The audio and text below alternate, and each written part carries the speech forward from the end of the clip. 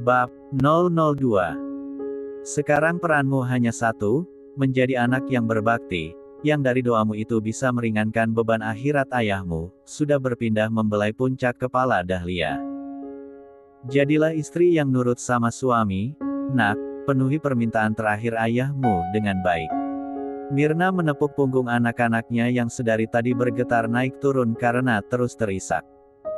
Napas mereka tersengal, suhu tubuhnya naik, sangat panas. Tak ada kalimat yang keluar dari mulut Wina, bahkan dia tak mampu untuk menggerakkan kepalanya. Wina hanya terdiam, dengan air mata yang masih mengalir membasahi pipinya. Pandangan matanya sayu, tak ada senyum apalagi tawa di dalamnya. Hari sudah cukup gelap, sebentar lagi senja akan datang. Seperti itulah dunia, tidak akan berhenti berputar meski kehilangan salah satu penghuninya. Dunia tetap menjalankan porsinya untuk mengemban titah Tuhan. Langit tidak pernah tahu betapa duka yang dialami Wina sangat menyakitkan. Beberapa orang sudah pergi meninggalkan tempat itu, begitupun dengan Faro. Faro terpaksa harus meninggalkan Wina, urusan bisnis keluarga katanya. Bu, saya tidak bisa lama-lama di sini. Ada beberapa pekerjaan yang tidak bisa saya tinggalkan. Saya titip Wina, ya, Bu. 1 minggu lagi, saya akan mengutus asisten pribadi untuk datang menjemput Wina.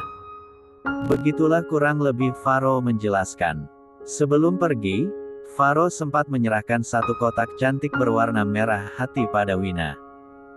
Wina tidak tahu apa isinya, dia hanya meletakkan kotak itu di sembarang tempat.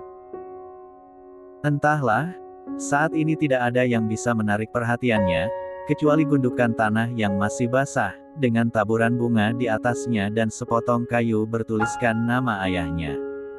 Apa aku boleh berkata kasar? Jika langit itu sangat egois, tidak bisakah ia menunda waktu petang datang? Hanya biarkan aku terus menikmati kebersamaanku, sebentar saja. Dengan orang yang kini terpisah ruang dan waktu denganku. Tidak bisakah? Langit tidak pernah memiliki kompromi, jika waktunya tiba maka tak ada suatu hal apapun yang bisa membuat langit mengurungkan niatnya untuk berganti warna. Belum lama Wina bisa melihat warna langit masih sangat terang, awan putih masih bergerembol. Namun kali ini warnanya terlihat sedikit gelap, ada cahaya menguning di ujungnya, matahari tak lagi nampak. Hilang sempurna tertelan senja. Saat ini Wina masih mengelus papan berwarna putih dengan tulisan berwarna hitam, bertuliskan nama ayahnya. Wina mengerti, berapa lama pun dia menangis, berapa lama pun dia menunggu, ayahnya tidak akan pernah datang. Tidak akan pernah. Sementara Dahlia, dia masih memegang pusara ayahnya yang basah, memanggil nama ayahnya dengan napas terputus-putus. Dahlia hanya berharap ayahnya bisa keluar dari dalam gundukan tanah berhias bunga warna-warni di atasnya. Dengan gontai, tubuh yang masih bergetar rasa andut, Wina mencoba tumpuan kakinya, memasang kembali sandal jepit berwarna biru di kakinya. Mencoba melangkah dengan sisa kekuatan yang masih ada di tubuhnya. Di samping Wina selalu berdiri seorang wanita dengan tubuh yang tak lagi sekuat dulu. Dulu sekali, Wina ingat wajah wanita itu sangat cantik, begitu menawan, senyum selalu mengembang di sudut bibirnya. Rambutnya masih berwarna hitam pekat, dengan kulit putih yang halus, dan kencang. Jalannya pun sangat cepat, apalagi ketika tubuhnya bergerak berlarian mengejar tubuh kecil Wina dan Lia. Tetapi saat ini, wanita itu terlihat pucat, tak bertenaga, kulitnya mengendur, dan nampak jelas keriput di wajahnya. Rambut hitam legam itu sudah berganti warna, warna putih tumbuh subur di kepalanya. Bibirnya tak lagi melukis senyum dan jalannya tak sekuat dulu. Wanita itu sering duduk di sembarang tempat ketika lelah menopang tubuhnya saat berjalan jauh. Wanita itu adalah Mirna, ibu dari Wina dan Dahlia. Yah, pemandangan yang sangat kontras bukan? Tak membutuhkan waktu lama, kini senja sudah berganti malam. 1 minggu kemudian. Tok, tok, tok. Mendengar suara ketukan pintu membuat Wina tersadar dari lamunannya.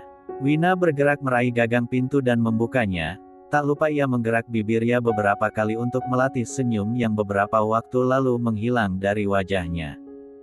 "Ya, Bu," ucap Wina begitu pintu kamarnya terbuka. Terlihat senyum di sudut bibir Mirna lalu dia berucap, "Kau sedang apa?" Tidak ada, Bu. Hanya sedang santai," jawab Wina diikuti garukan di kepalanya. "Ada yang ingin Ibu sampaikan?" kata Mirna sembari menggandeng pergelangan tangan putrinya.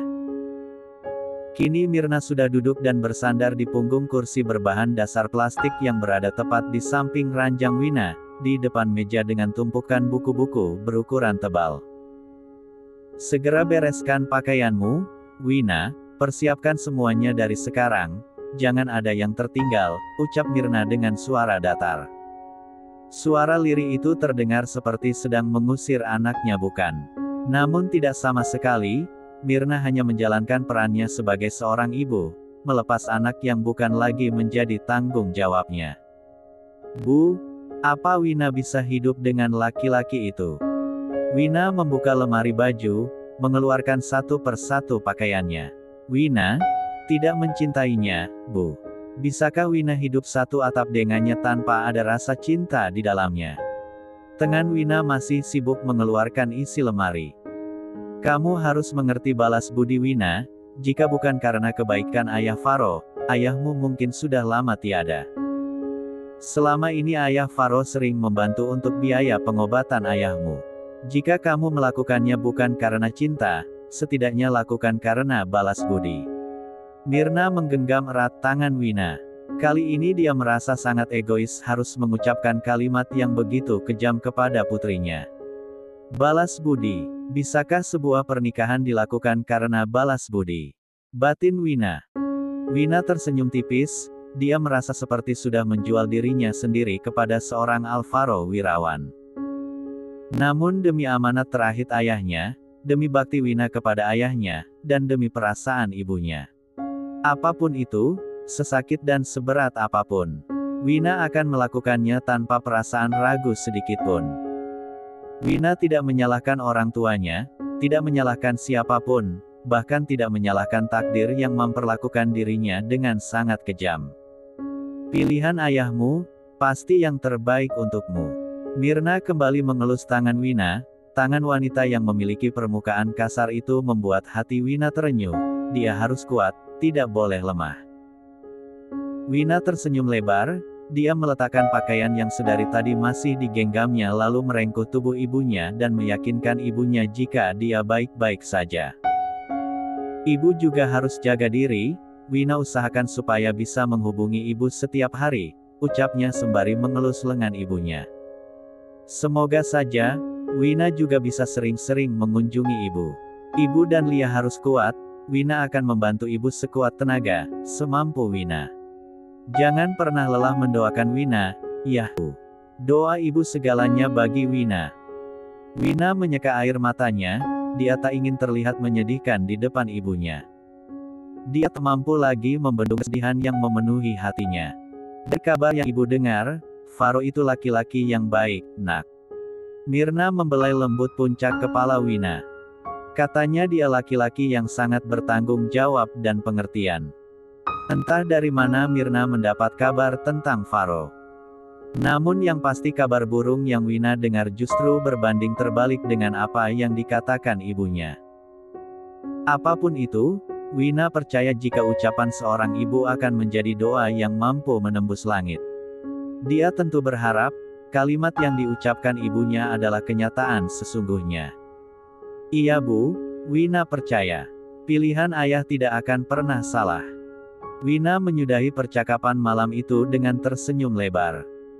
Dia kembali disibukkan dengan mengeluarkan dan memilih pakaian yang akan dibawa besok. Kini tangannya bergerak mengambil koper berwarna merah muda dari atas lemari, tubuhnya sedikit berjinjit. Dengan usaha yang gigih, koper berwarna merah muda itu sudah terbuka di atas tempat tidurnya.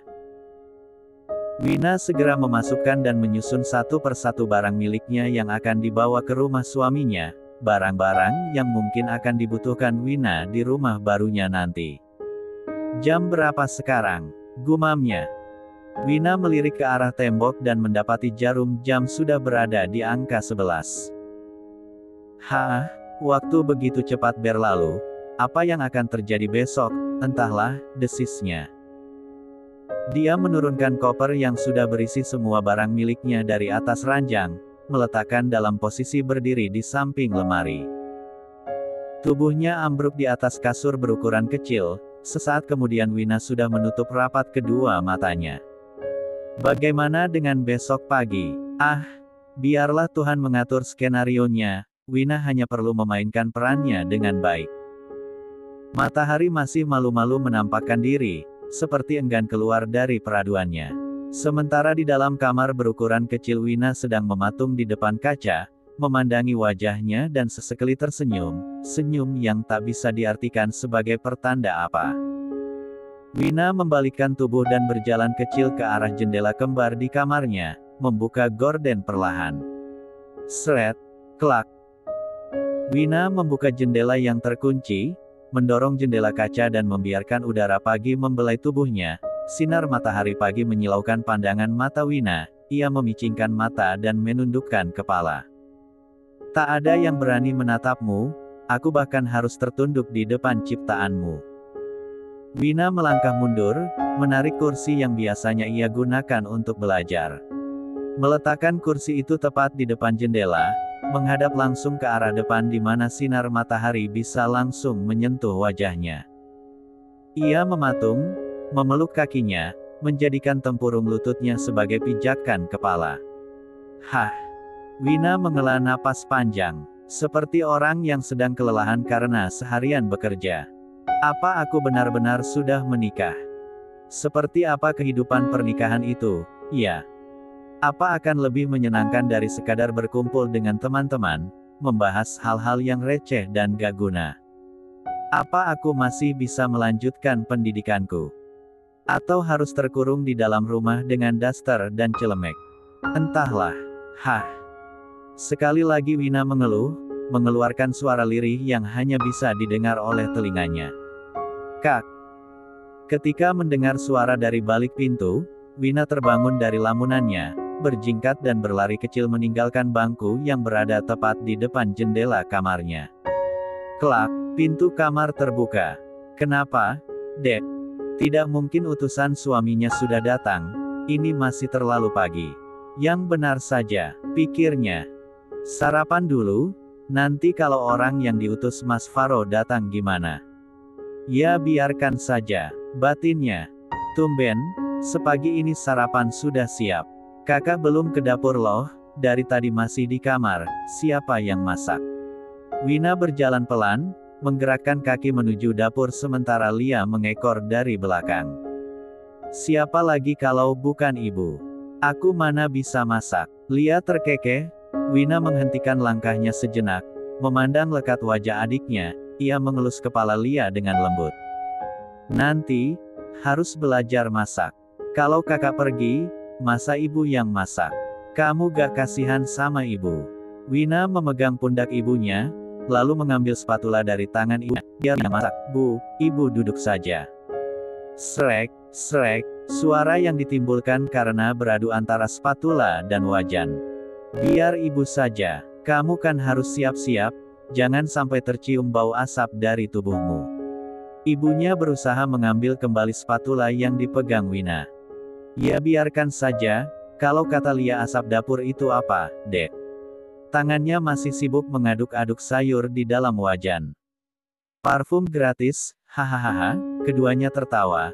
Tawa mereka menggema memenuhi ruangan yang tidak terlalu besar. Mirna hanya menggelengkan kepala melihat kelakuan dua putri kesayangannya. Meja makan. Kak, kuliahmu bagaimana? Lia menyendok nasi dan menyusunnya di atas piring. Kakak juga belum tahu pasti, Dek, nanti kakak kabari kamu. Handphonenya jangan buat chattingan terus, nanti waktu kakak telepon malah susah. Wina pun ikut memegang piring di tangan kirinya, sementara tangan kanannya menyendok nasi, dan meletakkan di atas piring. Sudah, makan dulu. Jangan ngobrol di meja makan. Pamali. Ya, Bu, keduanya serentak menjawab. 15 menit kemudian. Perang, klontang, tak. Suara gaduh itu berasal dari dalam dapur. Wina sedang asik bermain air sembari mencuci piring kotor. Duh, jam berapa ya sekarang? Rasanya aku belum siap pergi dari rumah ini. Bagaimana nanti di rumah orang itu, ya? Tidur di rumah Reina saja aku tidak betah. Apalagi tidur di rumah orang asing, yang bahkan baru satu kali kulihat wajahnya. Itu pun aku tidak fokus, karena konsentrasi yang terpecah. Tapi, sepertinya laki-laki itu cukup tampan. Tin. Suara klakson mobil. Yang benar saja, ini masih terlalu pagi, aku bahkan belum bersiap-siap. Wina, itu utusan suamimu sudah datang. Ibu sudah peringatkan kamu untuk siap-siap, kamu malah asik nyuci piring. Mendengar ibunya menggerutu karena melihat kelakuan Wina, membuat Wina tersenyum. Bu, apa nanti aku masih bisa mendengar suaramu? Rasanya aku ingin tetap tinggal di sini. Ya, Bu, tanggung sebentar lagi selesai. Katakan pada orang itu kalau Wina sedang siap-siap. Wina kembali melanjutkan mencuci piring. Tak berapa lama Wina meninggalkan dapur. Mengambil handuk dan menghilang di balik pintu kamar mandi. 20 menit kemudian. Ragu. Wina berusaha meyakinkan hatinya, ia terus berjalan mendekati ruang tamu. Selamat pagi, Nyonya. Mendengar kata Nyonya yang keluar dari mulut laki-laki yang sedang berdiri sembari memberinya hormat, membuat Wina merasa malu dan canggung. Ia tidak suka dengan panggilan itu, terdengar berlebihan di telinga Wina. Panggil Wina saja. Wina tersenyum sopan sembari mempersilakan laki-laki itu untuk duduk kembali. Mohon maaf, Nyonya, ini sudah aturan dari Tuan. Kami harus memanggil Anda dengan sebutan Nyonya. Laki-laki itu bersikeras. Kami, ada berapa banyak orang yang akan memanggilku Nyonya? Rasanya sangat tidak nyaman untuk didengar. Baiklah jika itu maumu. Wina tidak bisa berbuat apapun. Panggillah aku apapun, sesuka hati kalian. Pikir Wina. Laki-laki itu tersenyum lega. Melihat senyum laki-laki di depannya, Wina bisa menarik kesimpulan. Sepertinya apapun yang diminta tuannya tidak boleh dibantah. Perkenalkan nama saya, Kenendra Syahputra. Nyonya bisa memanggil saya, Ken. Saya adalah asisten pribadi Tuan Faro. Laki-laki yang menyebut dirinya dengan nama Ken itu memperkenalkan diri dengan sopan. Baiklah, Wina tersenyum sopan, ia tentu tidak perlu memperkenalkan diri. Ken pasti sudah tahu siapa namanya. Mohon maaf jika saya lancang, tetapi apa Nyonya sudah membuka kotak berwarna merah yang diberikan, Tuan?